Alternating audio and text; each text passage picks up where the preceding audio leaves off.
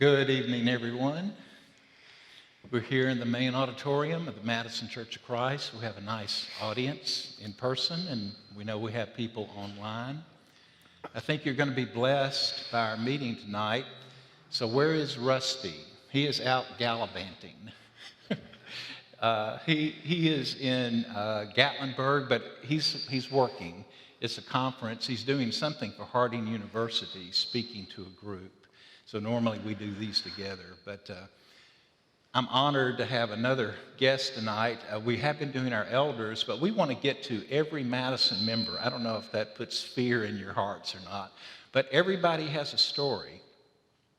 But we have Andrew Jack with us tonight, and I've gotten to know Andrew pretty well the past few months, and he has such an intriguing story. You know, these are spiritual autobiographies that we're doing. So we're finding out what people have experienced in life and how they have found God. And so that's what we're going to be getting to eventually, his story about finding God. But we just want to know, Andrew, first of all, welcome. Thank you. Glad you're here.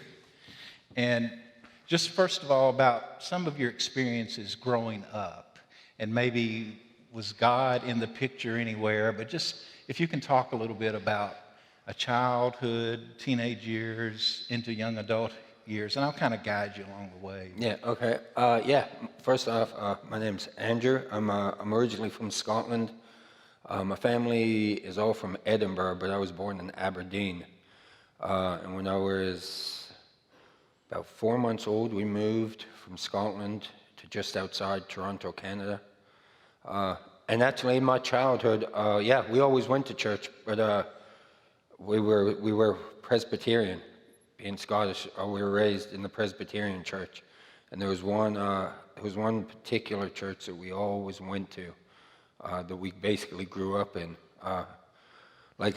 Knowing how, I started acting up in my teenage years. Like I used to joke and tell people, like I have a plaque in my house, in my mom's house in Edinburgh, that says best attendance for Sunday school. Oh. Yeah. When my teachers would try to give me I'd get in trouble in school. I'd tell them, I'm not that bad. I got this plaque in my mom's house. I used to go to Sunday school. But no, we always did. And I feel like every time, and we've talked about this before, every time I've tried to shy away from God, there was always something there that kept me from going too far off the rails.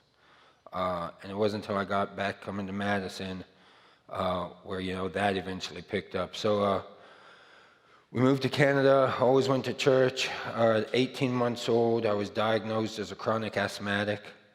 So I was in and out of the hospital my whole life as a kid. Every maybe month and a half, there'd be 2 weeks, 3 weeks in the hospital. My parents have probably lost track of how many times doctors told them this is all we can do, we're waiting for medicine. There was one horrific attack. We lived on this farm because my dad he trained racing greyhounds. And we lived in this farm when I was about 3 years old, and my dad, puts me in the car and he's racing to the hospital. And when we get there, my mother just recently told me this story. And when we get there, my dad asked me what was it like to sit in that back seat and be huffing and puffing and trying to struggle to breathe. And I told him I thought I was going to die. And it really upset my dad at the time that this 3-year-old, knew what it was like. And my life's always kind of been like that. I might smile when I say that because that's how I deal with stuff like that, is I just kind of turn stuff into a joke so it's not as hard to carry. Outside of that, we lived out, then from that farm we moved to Rexdale in Toronto, Canada. And it was a pretty normal, outside of the asthma and in and out of the hospitals. I was small, I got bullied a lot. And then because of the medicine I was on, I was on steroids and one day kind of flipped. And I beat up the bullies. So then that put me into classrooms with kids who misbehave. But believe it or not, outside of that, I was always a happy kid. You were happy, but you kind of had a troubled family life, I know that, but you were dealing with all these health issues where you could have died, but you feel God has always had his hand on you to keep you alive and still functioning, and actually to the point now where you're beginning to thrive in Yeah. life. But, I mean, I know those early years were rough for you, but Wonder what, as a kid, believe it was more rough on my parents because I never. So in the fellowship I do, like we have to do step work. And I got sent to do my first step 4 times because I have a problem surrendering. And like looking back as a kid, like the amount of times, like my mom was just telling me this today as I was talking to her, telling her I was going to do all this, because I asked her, is there any like particular kid stories you want me to tell everyone? And I never slowed down, like I never stopped. No matter how ill I was always, no, Mom, I can do this, and I kept running. And I could see how that like translated all through my life. And from like a very small age, I've always been a people person. Like she was telling me today, like I'd be 6 or 7, and any infant or that would get on the bus we used to ride, I would always make eye contact with, and I've just always been like, I like to, in my head, I've been like a human version of that Roger Rabbit. I just like making people like laugh. I was dancing around to my daughter. I have a 4-year-old daughter, and she watched Frozen again for the millionth time. And I was doing this big dance routine to that theme song, Let It Go, before we came here. And she was giggling her head off. I don't know. well, you know how to entertain people. You know the things to say, but you've been charming throughout your life. And Yeah. that's been good and bad. Yeah. For And I've always like, I think with the way I was raised is, like you always try to help someone, you know what I mean? And there's a lot, this is stuff like I probably would have rolled my eyes at 5 years ago, hearing someone say this.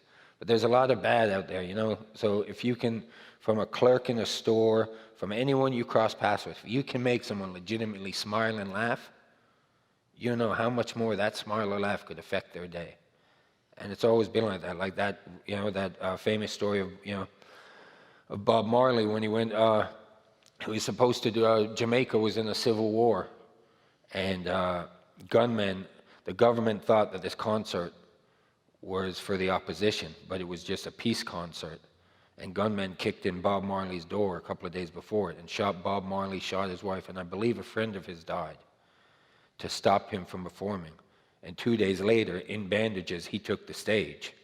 And they asked him, like, what are you doing here? Why did you do this? And he said, the people who are trying to make this world a bad place aren't taking a day off, so how can I? And I've always, even in my madness, I've always somehow felt like I was on the good side.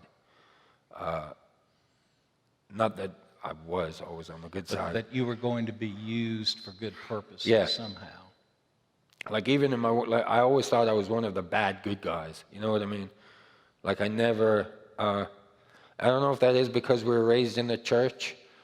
And then of course we moved from Canada when I was 12, we moved to Ireland. So we're Scottish, we're Presbyterian, and then we moved to the Republic of Ireland that is very Catholic.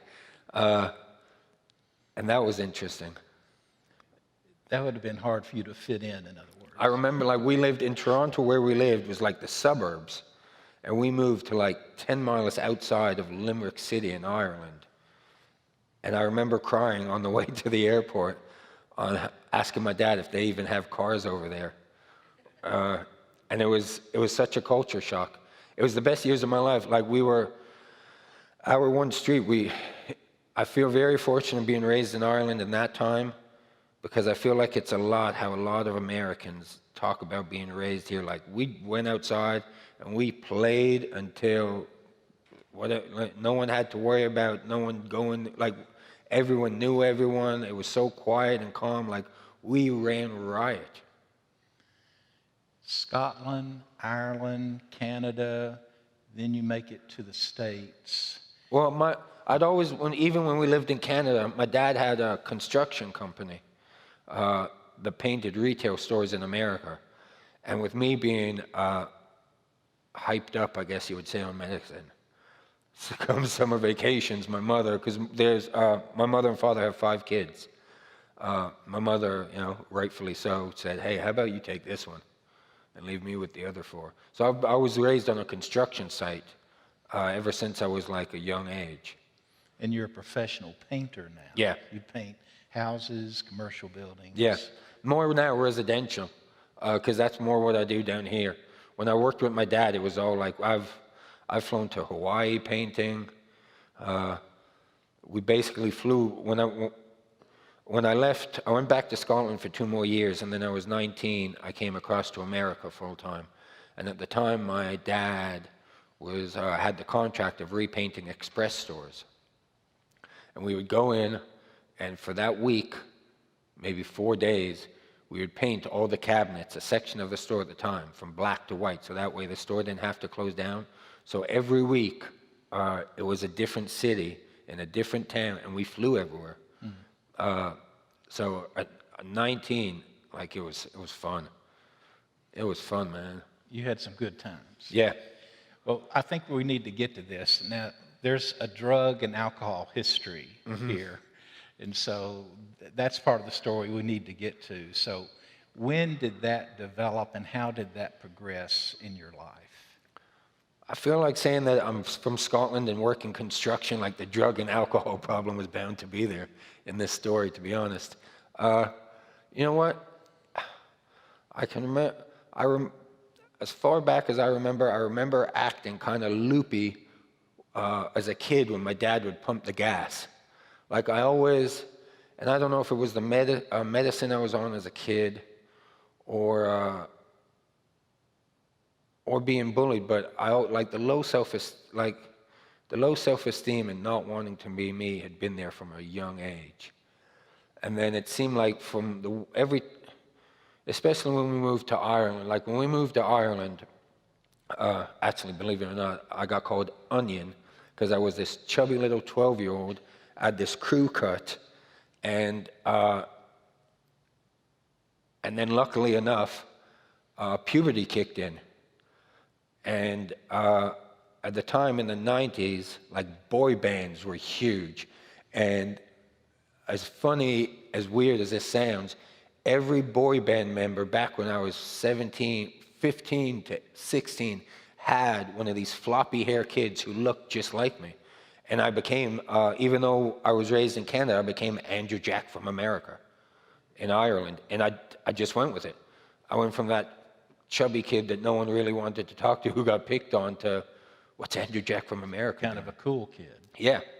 And then the same with when I came over here. When I came to America, like I have friends who still half argue on whether I'm Irish or Scottish. Because when I came over here and met someone, like my accent's kind of mixed up. So I wouldn't tell anyone, like, if they just heard the Irish, I'd just say, yeah, I'm from Limerick. I wouldn't explain everything else. I just became, along the way, since I've worked on myself, I could see how many different masks I put on to try to avoid from being Andrew. Yeah, you were trying to people please. Yeah. You would match the group that you were with to please them. Yeah. And I'd say the first time I remember drinking was my mom and dad had a house party, and we were the bartenders. The kids were, and my dad's watching. I hope he laughs at this. I remember my dad coming down the next day, and there was a family that lived right next door that had kids all our age. And me, my younger brother, I'm not sure if my sister was there, the 2 other boys from next door were there. And we were propped up, we had this bar in our house, and we were propped up like we were 70-year-old men pouring these little cups of Guinness and drinking it. And then when, that was the first time I remember socializing. Before, like, I'd done stuff as a kid, as grab my dad's drink and drank it, but I didn't like it. But that's the first time I remember socially sitting there and acting like I drank and had fun. My drug abuse and all of that probably took off when I was around 16. 15, 16, my parents got divorced. My mom went back to Scotland, and my dad came to America, and I stayed with my eldest sister, well, my second oldest sister, who was 19, who was living in Ireland. And I kind of put this to my parents, or to my dad, that I wanted to stay in Ireland and go to school. But the drinking age in Ireland is 18. And my 19-year-old sister was, she was 19 and doing what normal, 19-year-olds did. And I was 15 living there, and my behavior from there progressed to where I just became this caricature, and it just kind of carried on from all of them. Like I remember I got in trouble in Ireland, and there's a treatment center in Ireland called Bushy Park. And I got in trouble, but then I moved back to Scotland, to my mother's house. And at that time, I had to go back to Ireland to go to court. And that's when I found out the Irish government had wanted to send me away for 2 months to Bushy Park for drug rehabilitation. But in my head, I don't know if it was the times I was raised, or I wasn't an addict. I wasn't an addict. I didn't have a problem. I messed around and I used. Looking back now at what I know addiction is, I mean, I can see the problems. But then and even later on in my life, my bills, I was a very, I guess you would call it high functioning at, up until probably a dip there just before my daughter was born. All my bills were paid. We never really it wasn't that bad. But there was always, in the fellowship I go to, there's a reading on who's an addict. And it says something like an addict is a man or woman. It's the getting and using and finding ways and means to get more. You use to live and live to use. Very simple. An addict is a man or woman whose life is controlled by drugs. That reading one night was what made me sit there and realize you have a real problem. You can't stop. You realized you were being controlled. Yeah, I feel like I'd realized it before, but I always thought it was a moral. Like I told you, we worked. My sister in Ireland reminded me of this. There was a conversation, an argument me and my dad had where I was in my 20s, where we went to Hawaii, and we would stop work. I would fall into bed after a night out, because Waikiki was fun for me then. But I would fall in bed at 4 o'clock, and my dad would be waking me up at 6 to go to work. And my dad had said to me, alcoholism runs in my family. I feel like anyone whose family is from the area of Scotland, or maybe Scotland in a whole, the way generations behind me viewed drinking as a man thing or stuff, there's a lot of that. And I didn't realize how generational it all got. And then I hit New York. When I moved over here, we moved to New York. My dad lived in New York. And once I went to New York, my dad had moved to Connecticut. Long story short, rightly so at the time, I was acting up at my dad's house, my dad and my stepmother, and I got kicked out. My dad's the only relative I have in America. So at the time, I'd been training and hanging out at this boxing gym in New York. So I lived in this boxing gym for 9 months. And you would think living in a boxing gym would settle you down, but it made me even more wild. And then from there, I moved to an Irish bar, 4 blocks away. Everyone was right off the boat, Irish. So I lived above an Irish bar, and I worked in a boxing gym. So you could imagine how out of control my life got at that stage, the drinking wise. And like I said, I was raised on construction sites. So as long as you got up the next day and went to work, you didn't have a problem. It's the people who laid out. If you couldn't get up, if you were missing bills, then you had a problem. But you always worked hard. You didn't miss work. Well, you know what? For the most part. There's probably maybe 10% of the times where it just went completely sideways on me. So then, after 10 years in New York, I'd actually met 3 fellas from Mount Juliet, Tennessee, working on a job in Boston. And when you're on the road working, you sometimes turn into a family. And I'd met these three guys, and we went out one night. As you could imagine, someone with my drinking and my crown of shenanigans, going out with three like Southern fellas from Mount Juliet into Boston, like I'm in church, but things happened, and that was it. By the time we woke up, we were friends for life. I came down here to visit them, and like it's weird in my story from time to time, talk to people, I leave out the Canada part. Like I was born in Scotland, raised in Ireland. And as soon as I hit Mount Juliet and told people I was born in Ireland, I was born in Scotland, raised in Ireland, I got, oh, well, my great-grandfather was born in, and that was it. I got adopted by like this whole section of Southern people. And down south reminds me very much of Ireland. Like it's a lot more slow-paced. When you go visit people here, you don't just stop in to say hi. You sit down and visit. Like down south to me is still very Irish. I mean, better weather and better food.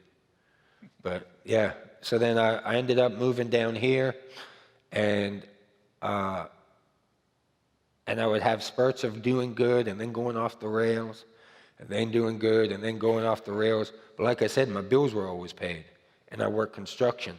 And I had this, like I have friends of mine who my nickname was Hurricane when I lived in New York, because the only F5 tornado, or well, hurricane, I guess, to hit America is Hurricane Andrew. There was a Category 5. Oh. And I would come down and visit for the weekend, and when I would leave, like people would be sitting there holding their head like, what happened? And my one friend would be like, Hurricane Andrew rolled into town. So that's the lifestyle you lived. Yeah. You were like a hurricane.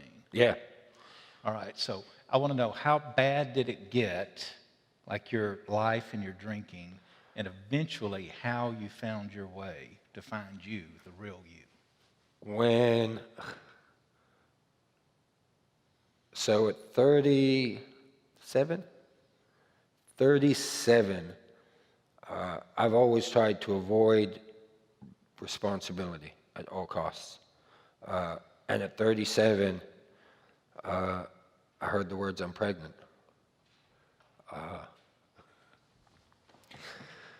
And it scared me. Like my life was not set up. I couldn't fathom being a dad. Like that wasn't my skill set. It wasn't my skill set at all. And I got asked, what are we going to do? And I said, it's at no part do I have to, is it my job to make this child? No part of my body goes in, I don't have to sacrifice or do, So this has to be a your call. But if I'm being completely honest, I sat there fingers crossed going, oh, please pick the other way. Please pick the other way. Please don't do this.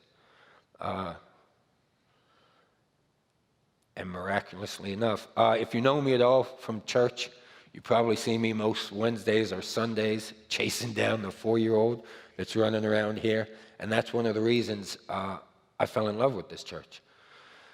So I become a dad. Well, before I become a dad, like it goes sideways in a way that I've never imagined. Like we end up in this hotel, this rundown hotel, pay by the week hotel, and I don't understand. Like I know so little about addiction, and that I don't understand how it got there. Like I don't get it. And to tell you how bad it. At one point, we had talked about staying in this hotel for 6 months and saving up money. And I remember thinking to myself, I'm not going to make this 6 months. And there were seriously times in my life, in that time, where as my girlfriend slept, I would sit there and look and be like, if I was to commit suicide right now, my daughter would be told he was so funny.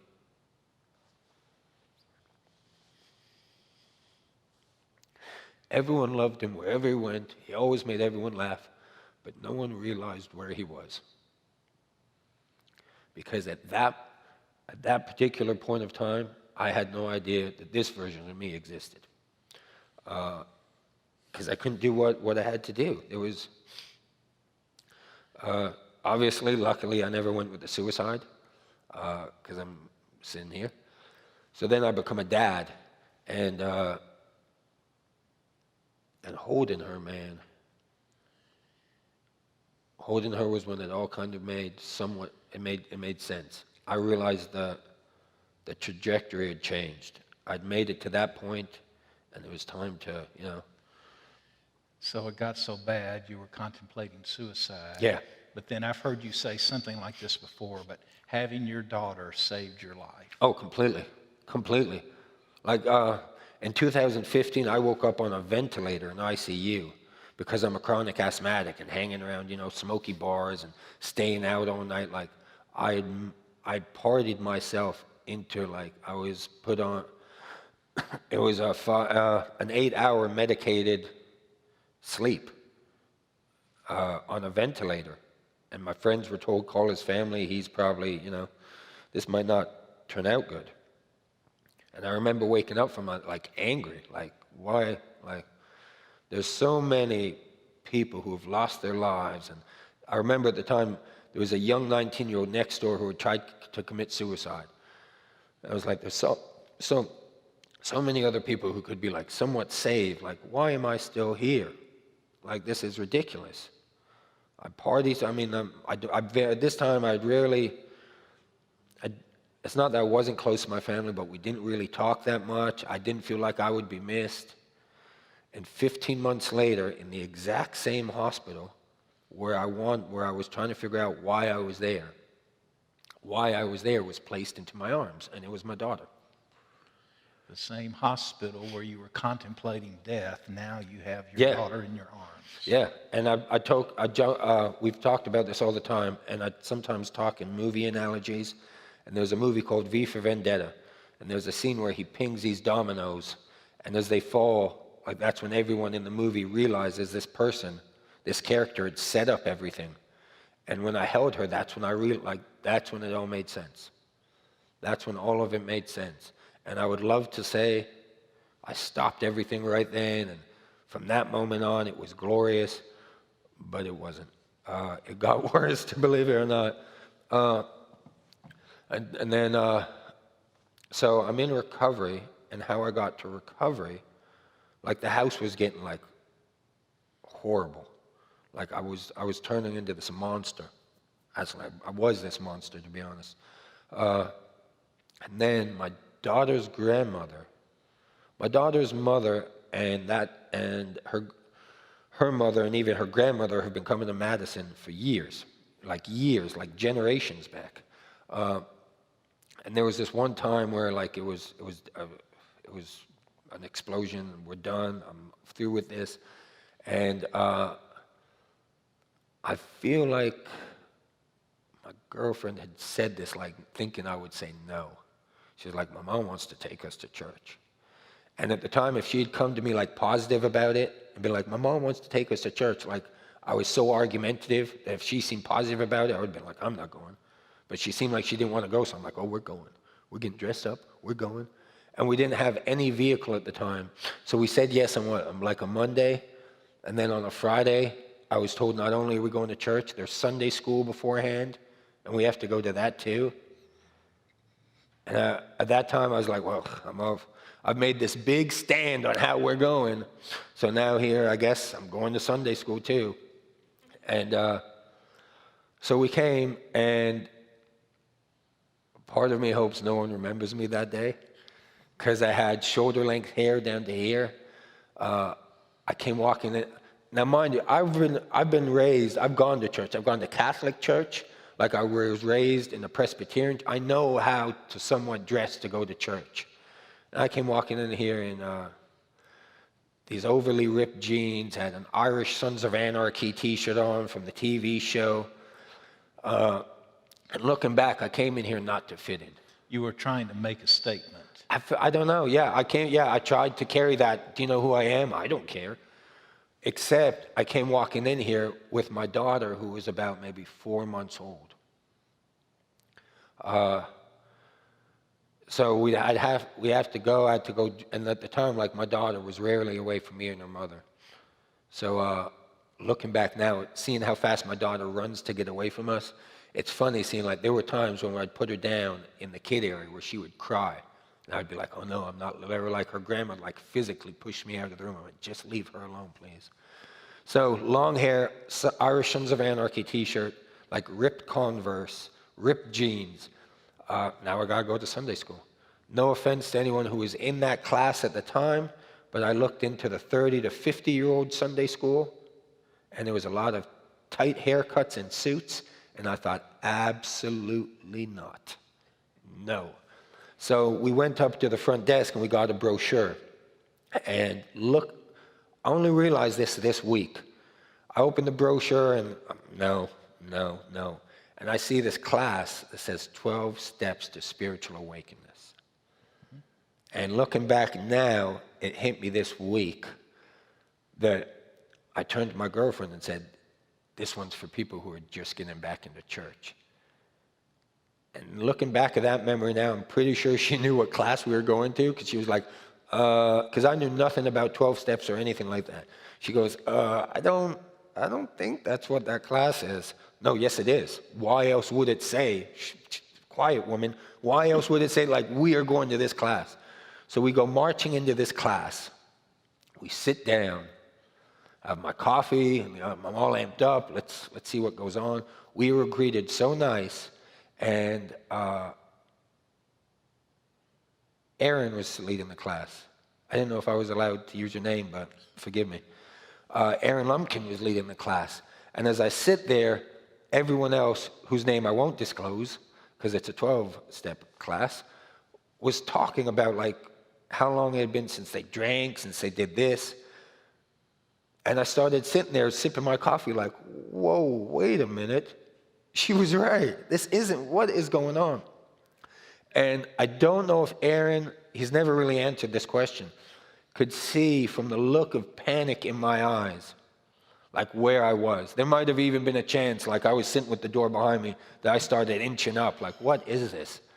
And Aaron said, if your life is out of control and you need a place to throw out, to grab hold of, this is where you need to be. And I don't know why, but that pinged something in me. So we kept coming back for this class, and this has nothing to do with Russ's sermons. In fact, I think if you listen, I was so blown away by last Sunday's sermon about the discipleship that I couldn't ask for a better sermon to make me feel more comfortable to come and sit up here than that. And I always feel like Russ's sermons are like that. But back then, like in the 90s being raised, to me, organized religion wasn't getting the best press. And before I walked in these doors, like, I didn't do organized religion. I remember riding down the street and being like, is it that big, gaudy building? Like, how big can a church have to be? Like, I wasn't about it at all. But I came in, loved this class, and the way the people here, like I said, my dad's my only relative here in America. Well, you know what? I take that back. That's really disrespectful. My dad, my stepmother, and my younger brother and sister are my only relatives here.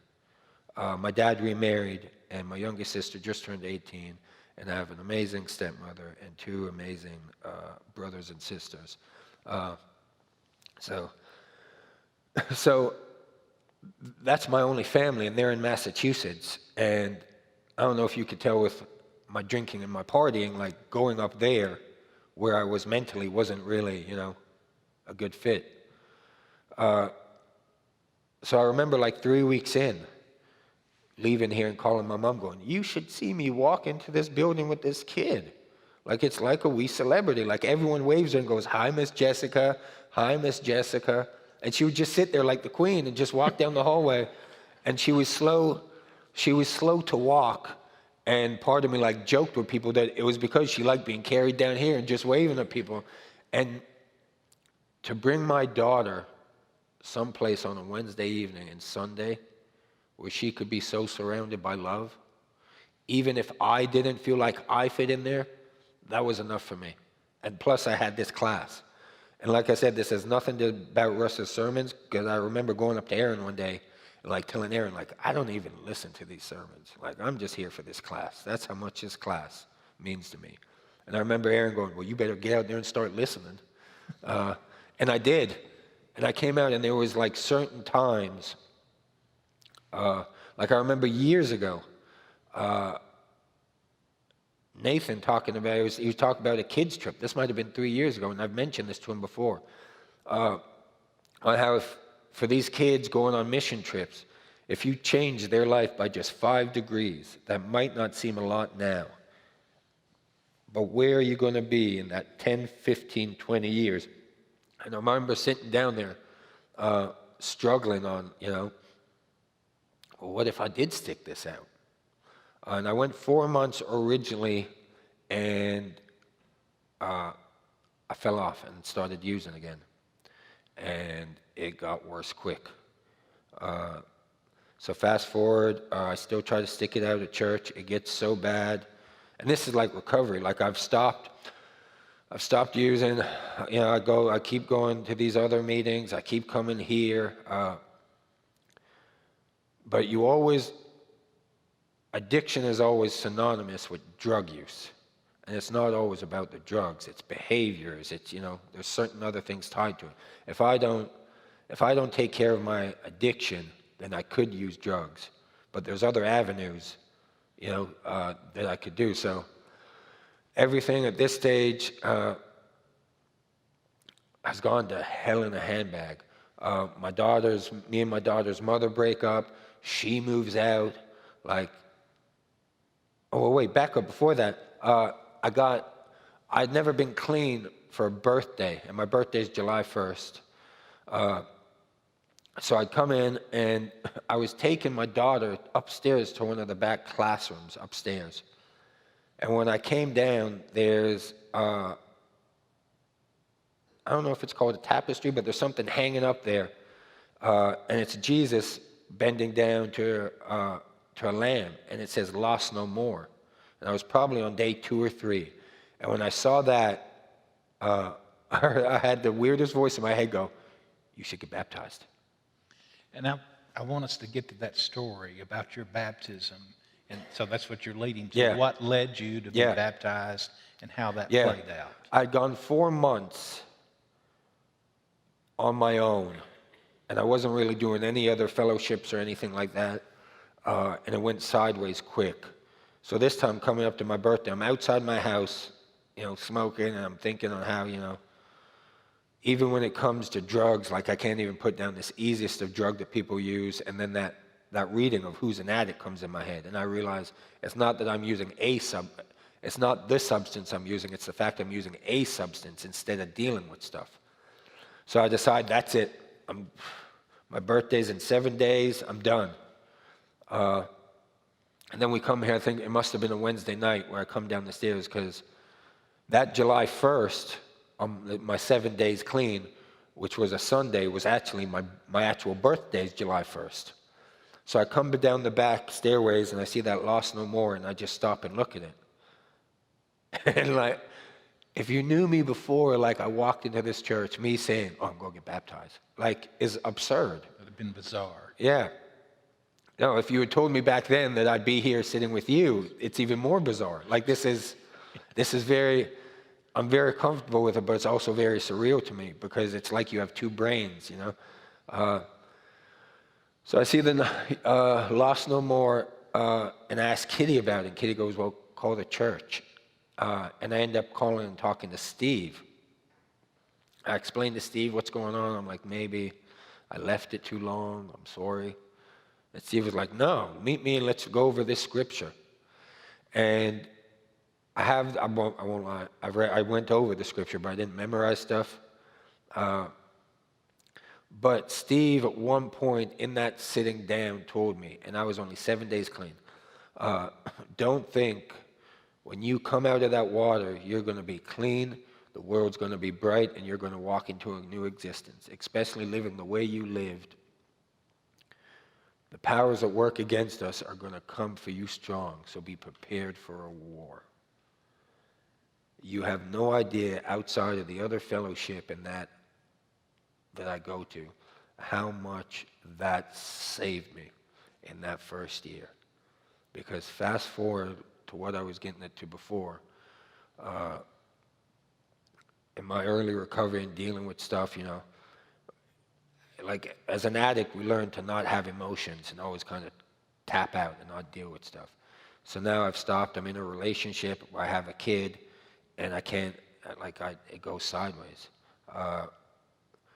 Angie moves out. I'm on my own. I'm in this house. Work, like I said, I paint, but work had slowed down. So I'm in this house. I'm broke. I don't know what to do.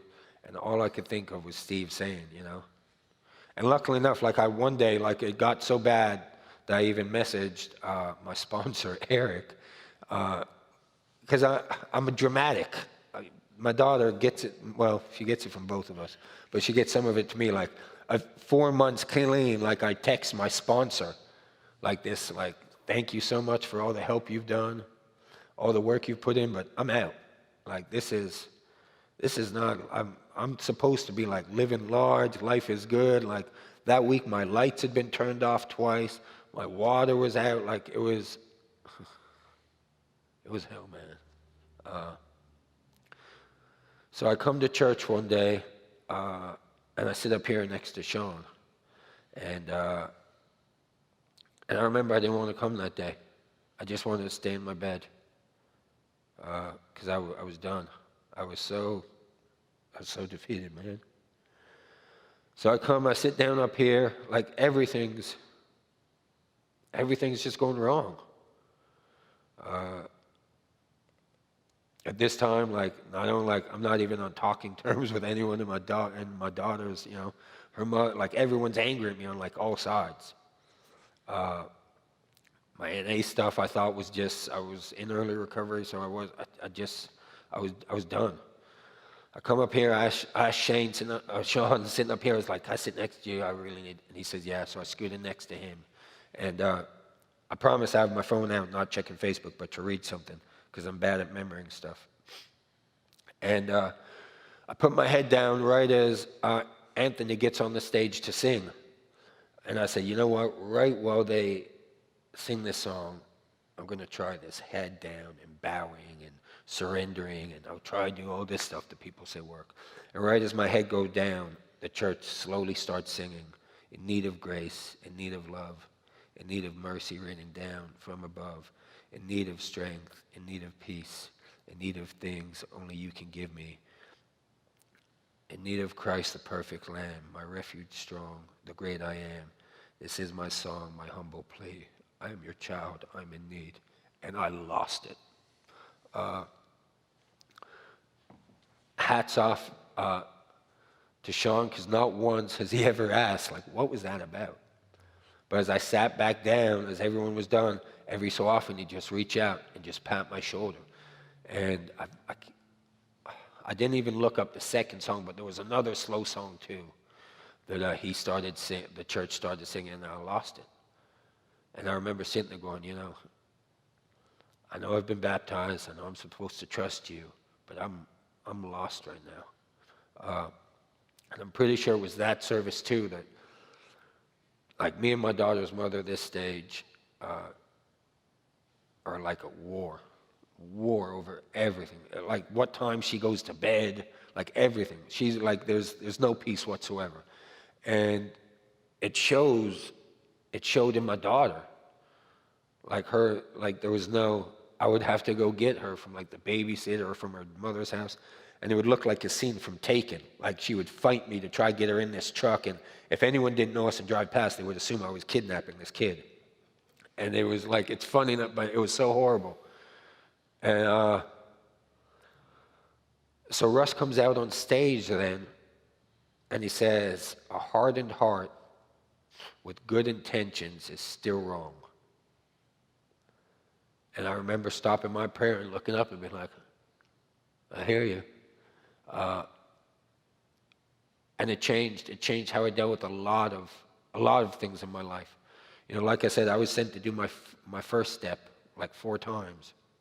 So you opened your heart to God and surrendered. Yeah, and I stopped fighting. I've always, I was born 5 pound, 2 ounces. I came out fast with the cord around my neck. I had jaundice and was in an incubator. Like all my life, You've been a fighter. I've been fighting. You know, I boxed too, so like seriously, all my life, I don't know how to quit at times. Well, it served you well at times to be a fighter, but then there comes the time to surrender. Yeah, and it was, yeah, and then there was like everything from every single trouble I had dealt with after that, it changed. Like I'd sat down and wrote my girlfriend. See, when she moves out, she's my daughter's mother, but now we're back together in the story, so I can refer to her again as my girlfriend. And I'd written her this letter on how, you know, I never should have let our whole relationship get to where it was. And I had to write it because at the time there was no way we were sitting down and saying this to each other. So I wrote her this letter on how, like, I'm sorry. It would never get to that level again. And then over time, like, we just started talking more. And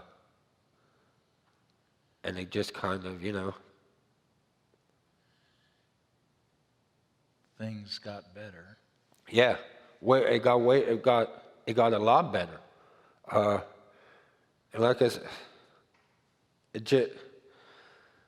and that's what I said, and that's why I stumble now, because part of my brain still kind of remembers how I used to behave.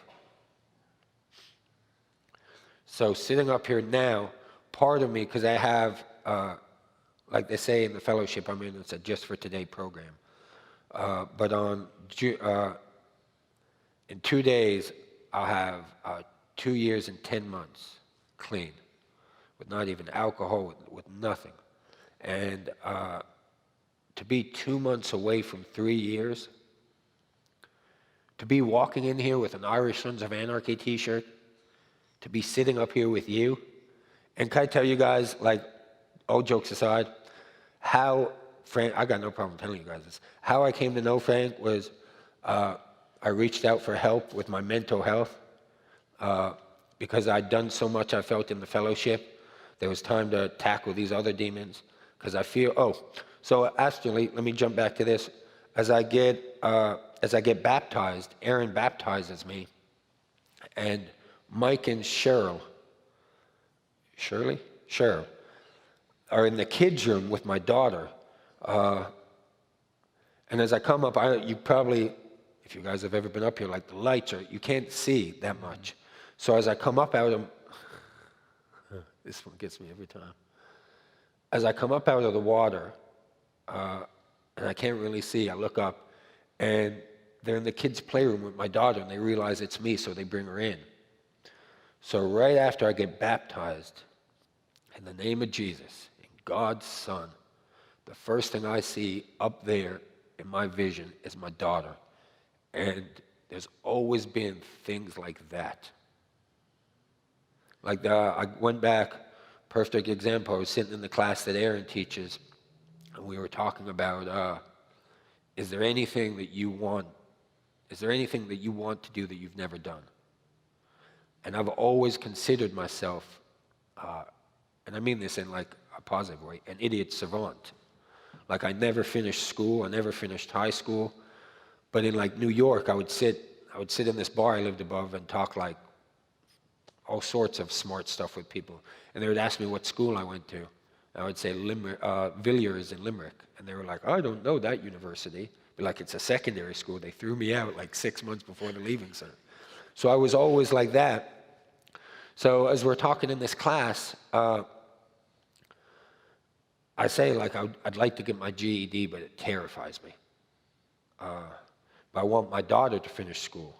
And if my daughter is half as lippy as the women in my family, when I tell her she needs to finish school, she's going to say, well, did you? And Begin Anew had a class up here. And Aaron and one of the other men who were in the class were, what are they called? Were the instructors up there. So it made me, it made me decide, I'll try this. And I've never had anxiety before. But coming and going to those classes, I was so petrified. So you did your GED? Yeah. I did not Yeah, realize. because not only did I get my, and let me pat myself on the back for a second. Not only did I get my GED, like I go for the social studies class, the social studies test first, and it terrified me. I sit down and you have to answer like 120 something questions, and 20 comes up at the end. I'm like, I only got 20 right? So I called the lady over, and I said, what score do you have? I'm like, how many did you have to get right to pass this? She goes, what was your mark? And I said, 20. And it was a perfect score. It was the first perfect score the beginner knew got, which for most people would be like, I can't wait to come back and do this reading test. But from my mind and the way I'm wired, I was like, oh, I don't even want to do that reading test. But no, I got it. I'm dyslexic, so math to me is like Spanish. Like I don't speak that language. As much as I would wish to, I don't. So I almost didn't go and do my math test. And I called my sponsor at the time and said, I'm going to sit this out. Instead of doing it, graduate in December, I'll graduate in June. And he goes, that's fine, but let's go. And if you don't pass it, then we know what we can work on. And luckily enough, a good friend of mine who's also dyslexic found the time to sit down with me and explain the math questions in a way I'd get. So I never thought in a million years I would ever really graduate school. I didn't. I work on tools. I'm sarcastic. Like, I have every base covered in my ego. So I had school's not going to be mine. But no, I did, and I got it like the last day you could get it before you could graduate. And it's all. And I even told my dad, the more, especially in the early recovery and even before I got baptized, the more I was on this ground and the more I surrounded myself with these people, the better my life got. And then it got to the point, one of the reasons why I fell in love with Madison is to go back to Russ's sermon on Sunday about discipleship. I didn't do organized religion. I didn't like it. At the time I'd started coming, the hashtag Serve Madison was big. And I'd realized that a lot of, well, maybe not a lot, some people drive from White House, Gallatin to come here. And I was always raised helping people if you could. The amount of good that this church does for the community it's in, whether it's the School of the Blind, whether it's Trunk and Treat, which isn't even really for the kids who go here, it's for the community kids. When I saw what this church did, I remember once that there was one of the local schools needed something. They don't really have any ties here except they're in our neighborhood. And they called and the church was able to help. When I saw that sort of stuff, on top of what Russ said Sunday, if you just go to church and you just do the Christian on Sunday, if you don't use these teachings, because we've talked about this a lot. It's one of my soapboxes. If you don't use these teachings to walk more like Jesus and be more loving, more helping to everyone else, then to me you're missing the point. And seeing how Russ gives his sermons and what this church does got me, I think, before my faith kicked off the ground. So you saw what the church was doing, and that made an impact upon you. You wanted to be a part. Yeah. Outside of that, and I could bring my daughter here 2 days a week. Who is loved and valued by all. Yeah. It blew my mind. Yeah. Andrew, we need to be wrapping this up. You did very well. Why don't we show Andrew our appreciation for sharing this story? And just to close with this, I think I've mentioned this to you. The first time that I noticed you was when you came up to me one Sunday talking about service, and you were volunteering to paint a widow's house. We'd made an announcement about that, and you came up and wanted to use your talents to do that. So that's a part of you, that servant heart. So thank you for sharing your story. It inspires me every time I hear even more about what you say about your life. Can certainly see God's hand on you, like I said earlier, and God's grace working in your life. I know all of us want to encourage you in every way we can, just like you encourage us. So we're here for you like you're here for us. So thank you. Let me close with a word of prayer. Father in heaven, we have all experienced your grace in different ways. Andrew's has been very dramatic, what he was involved with and how far he's come. And continue to bless him and his family and keep him protected from all the evil influences that are out there. Help him to continue to develop that heart of love for you and service for others. Father, thank you for this time that we've been able to be together tonight. We ask all of this through our Savior. Amen. Amen.